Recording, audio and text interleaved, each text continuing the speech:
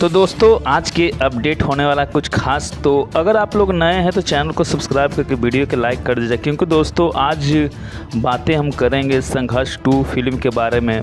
दोस्तों बता दें कि जब मीडिया ने पूछा पराग पाटिल से,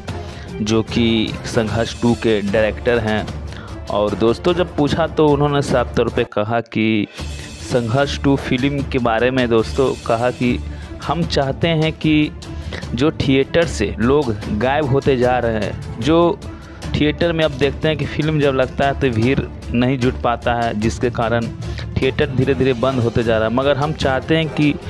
लोग थिएटर तक आए, ऐसा फिल्म हम करें। दोस्तों साथ में ये भी कहा कि